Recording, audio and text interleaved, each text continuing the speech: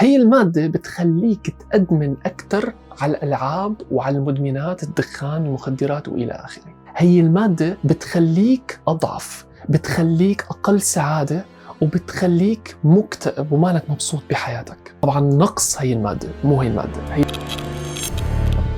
سنتين صار لي غايب عن اليوتيوب، واليوم راجع بفيديو سلسلة جديدة مختلفة تماما عن أي فيديو نشرته بالقناة. تحدي رح يحول حياتي للعبة. اسم هاللعبة المهمة 6. هي اللعبة مستوحاة من مشروع تخرج الماستر يلي عم اكتبه هلا، ومستوحاة مع معاناة حرب بيني وبين نفسي صار لها سنين وما كانت تخلص. كلياتنا منمر بحياتنا بفترة منخوض فيها هي الحرب، يا أما بتطلع ربحان يا أما خسران، ما في أي حل بالنص. ممكن تقضي وقتك خلال هي الحرب عم تلعب أي لعبة بس لحتى تهرب من واقعك وتهرب من هي الحرب يلي إجباري عنك لازم تخوضها، وانت مالك عرفان انه رح يجي وقت مخك رح يعلن فيه الربحان والخسران بهي الحرب. طيب مين هو مخي لحتى يعلن مين هو الخسران ومين هو الربحان بهي الحرب؟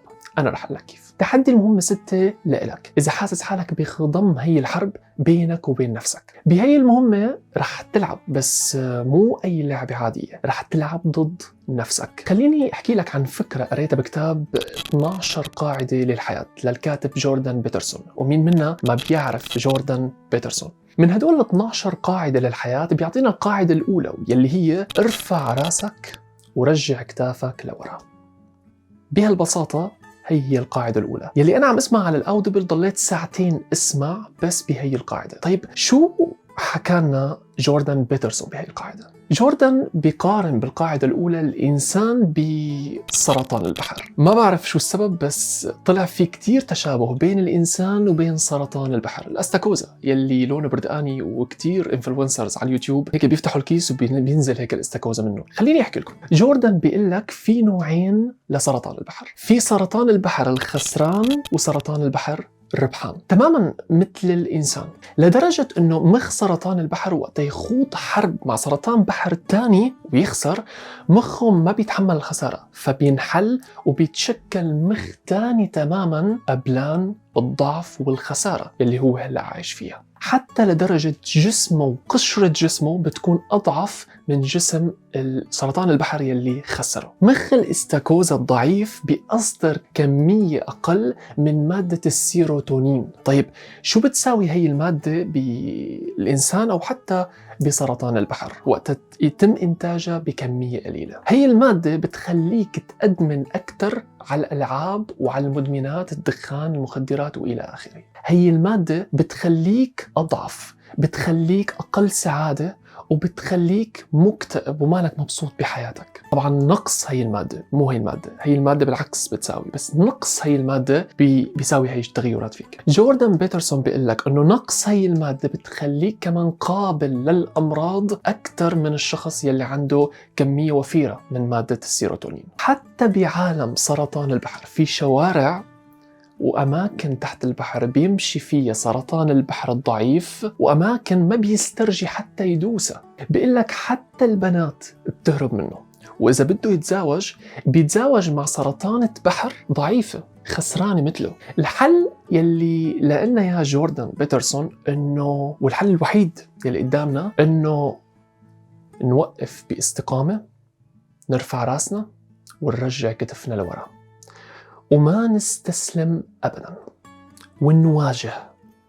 يعني إذا كنت فاشل هذا الشيء ما بيعني إنك أنت تستمر بالفشل تبعك، هذا يعني إنه ممكن تتغير الظروف بهي الحياة، إنه ممكن أنت تكون عم تمارس عادات يومية وصلتك لأنك تكون فاشل. جوردان بيقول لك الطريقة الوحيدة لتطلع من هذا المكان يلي أنت علقان فيه هو إنك تحارب لتنتصر وما تستسلم لمادة السيروتونين القليلة يلي عم يتم إصدارها بمخك. وهون تجي المهمة 6 يلي رح تكون فرصة لإلي ولإلك لحتى نحارب. هلأ إذا كنت بدك تشارك بهذا التحدي قدامك 6 خطوات بدي منك تساويهم لحتى تبدأ بهذا التحدي ولحتى تبدأ بهي اللعبة. خلينا نبلش بالخطوة الأولى. صمم لوحة رؤيتك، الفيجن بورد تبعك. كيف بتتصور، كيف بتتخيل حياتك بعد ما تحقق كل أحلامك. بعد 10 سنين، 20 سنة، 30 سنة، قد ما كان عمرك هلأ، كيف أنت بتتخيل حياتك بعد ما تحقق أحلامك؟ صمم فيجن بورد تحط فيه كل الشغلات يلي أنت بتتصورها بحياتك بعد ما تحقق. قطتك، بيتك، سيارتك،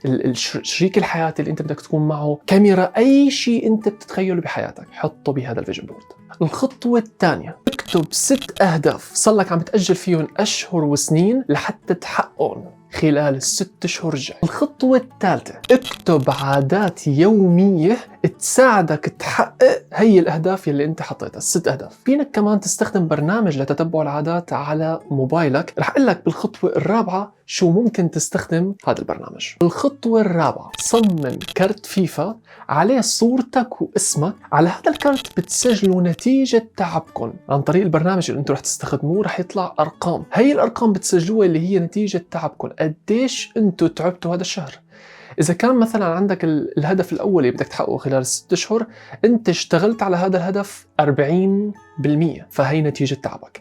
أنت اشتغلت 80 ولا 90%، هي نتيجة تعبك. كله رح يتسجل على هذا الكرت، ورح أقول لكم بالتفصيل الفيديوهات الجاي. الخطوة الخامسة، بدي منك تحدد لك 5 جوائز في حال تقدمك و5 عقوبات في حال تراجعك. وبدي منك كمان تحدد 6 جوائز لكل هدف من الأهداف ال6 يلي إذا ممكن حققته بعد 6 أشهر.